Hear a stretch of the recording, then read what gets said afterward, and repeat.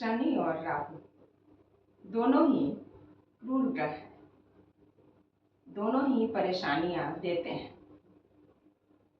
लेकिन दोनों में कौन अधिक खतरनाक है, आज हम इसको जानेंगे। शनि सूर्य के पुत्र हैं। शनि को लंगड़ा कहा गया है। ज्योतिष शास्त्र में कहा गया है कि शनि लंगड़ा कर चलते हैं और बूढ़े हैं, रंग में काले हैं और कठोर हृदय के हैं। तो सबसे पहले जान लेते हैं कि शनि और राहु के कारकत्व क्या हैं, तभी हम यह जान पाएंगे कि दोनों में खतरनाक कौन है। शनि को एक बाधक ग्रह कहा गया है। शनि काम में रुकावटें डालते हैं, विघ्न लाते ही हैं, चाहे शनि मजबूत हो या कमजोर हो। शनि की दशा में बार बार कामों में रुकावटें देखी जाती हैं और शनि विलंब के कारक हैं, देर से देते हैं, हर काम में देरी होती है। और शनि मेहनत के कारक हैं, व्यक्ति से बहुत मेहनत करवाते हैं, चाहे शनि मजबूत हो या कमजोर हो। मेहनत करवा के व्यक्ति को परखते हैं और देखते हैं कि यह व्यक्ति इस फल का हकदार है या नहीं, तभी उसको अच्छा फल देते हैं। लेकिन शनि जब फल देते हैं तो स्थायित्व देते हैं, स्टेबिलिटी देते हैं। यदि धन देंगे तो धीरे धीरे देंगे, सुख देंगे तो भी धीरे धीरे देंगे, और यदि दुख देंगे तो भी धीरे धीरे देंगे। तो शनि जब बीमारियां देते हैं तो व्यक्ति को धीरे धीरे बीमारी होती है। अचानक कोई बीमारी नहीं हो जाती है, धीरे धीरे बीमारी होती है। और जब बीमारी ठीक होती है तो भी धीरे धीरे ठीक होती है। सुख भी जीवन में आता है तो धीरे धीरे आता है, लेकिन उस सुख में स्थायित्व होता है। जो धन शनि देते हैं उसमें स्थिरता होती है, स्टेबिलिटी होती है। शनि कर्म फलदाता है, कठोर हृदय के हैं। वे यह नहीं देखते हैं कि कौन व्यक्ति गरीब है या अमीर है।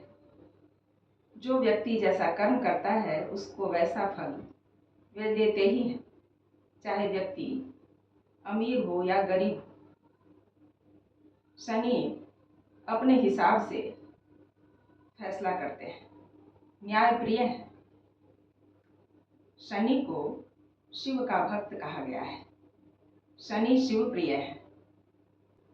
शनि को दुख का कारक कहा गया है, क्योंकि शनि बहुत मेहनत करवाकर बहुत संघर्ष के बाद देते हैं, इसीलिए शनि को बुरा कह दिया जाता है। और शनि परंपरा को मानने वाले हैं। शनि अपने अतीत को कभी नहीं छोड़ते हैं।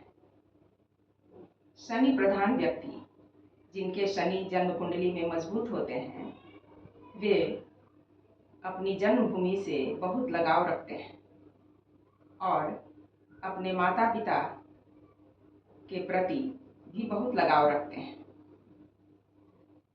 शनि लीक से हटकर कभी नहीं चलते।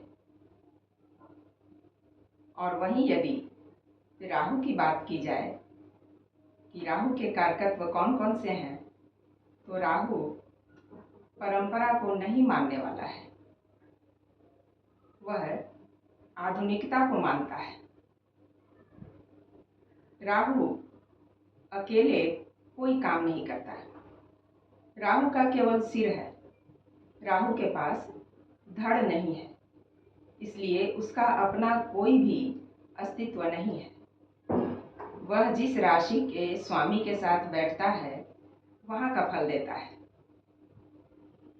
वह दूसरे के कंधे पर बंदूक रखकर वार करता है। राहु स्वयं कुछ नहीं कर सकता है। वह जहाँ बैठता है उस राशि स्वामी से वह कार्य करवाता है। राहु का प्रभाव व्यक्ति पर होता है तो व्यक्ति को लगता है कि वह बहुत सुंदर है।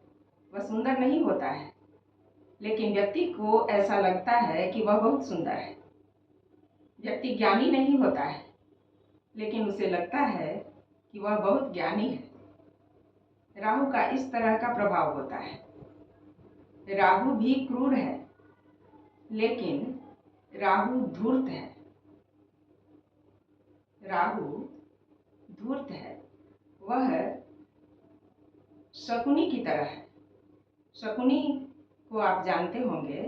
महाभारत में शकुनी के वजह से ही सारी घटनाएं हुई, महाभारत हुआ। तो राहु को समझिए कि शकुनी है। क्रूर और धूर्त में अंतर है। क्रूर का मतलब है कठोर हृदय वाला। वह कठोरता से अपने हिसाब से कोई काम करता है, लेकिन धूर्त व्यक्ति सामने तो मीठा बोलता है, लेकिन पीठ पीछे धोखा देता है। यही है राहु। राहु की दशा में व्यक्ति समझ ही नहीं पाता कि उसे कौन सी बीमारी है, और न डॉक्टर ही समझ पाते हैं।